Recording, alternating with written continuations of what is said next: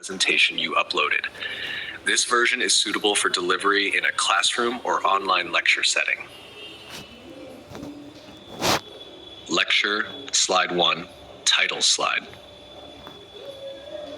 Welcome everyone to today's lecture on the mechanical behavior of materials, a fundamental topic in metallurgical and materials engineering.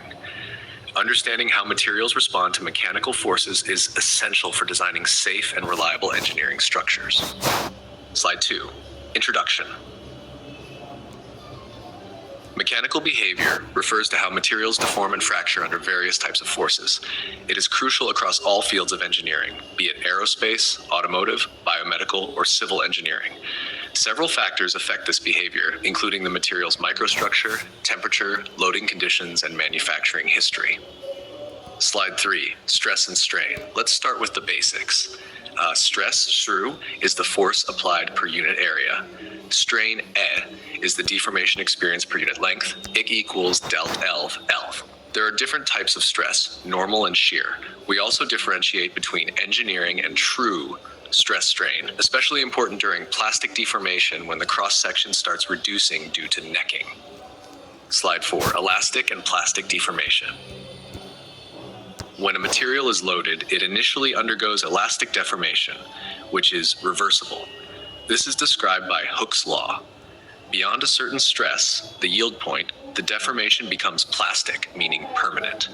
This transition is captured in a stress-strain curve, which helps in identifying key material parameters like yield strength and ultimate tensile strength.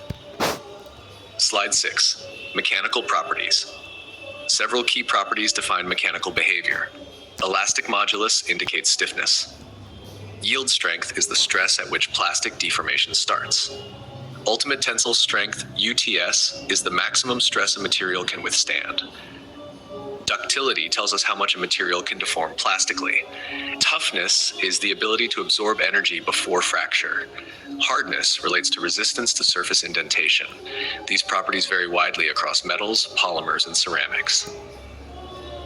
Slide 7, Microstructural factors. Microstructure plays a vital role. Grain size affects strength via the Hall-Petch relation. Smaller grains generally increase strength.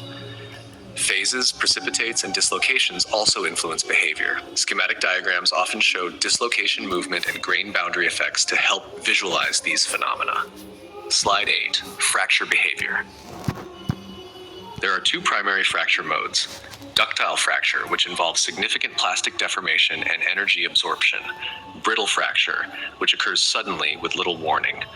We often analyze fracture surfaces under SEM to distinguish these modes. Fracture toughness, KIC, is a critical parameter used to quantify a material's resistance to crack propagation. Slide 9, Time-dependent behavior. Materials can fail over time under low loads. Creep is the slow, continuous deformation under constant stress and high temperature. It has 3 stages: primary, secondary, and tertiary. Fatigue is failure under repeated loading. This is characterized by an SN curve, showing the relation between stress amplitude and number of cycles to failure. Slide 10, Mechanical testing methods. To evaluate the properties discussed, several tests are used. Tensile test gives stress-strain curves. Hardness tests include Brinell and Rockwell methods. Impact tests assess toughness. Fracture toughness tests evaluate crack resistance. Creep and fatigue tests simulate long-term service conditions. Slide 11, Applications. These principles are widely applied. In aerospace, materials are chosen for their high strength to weight ratio. In automotive, fatigue resistance is key for durability. In biomedical implants, compatibility and toughness are vital. In electronics, materials must maintain integrity under thermal stress. Slide 12, Summary. To sum up, mechanical behavior is central to material selection and design. It links the internal structure of materials to their external responses. Testing methods help in quantifying these behaviors, guiding engineers in creating safer, more efficient systems. Slide 13, References and Acknowledgements. For deeper insights, refer to standard textbooks like Callister, Dieter, and Myers and Chawla. Figures and data used in this lecture are sourced from these references and acknowledged accordingly.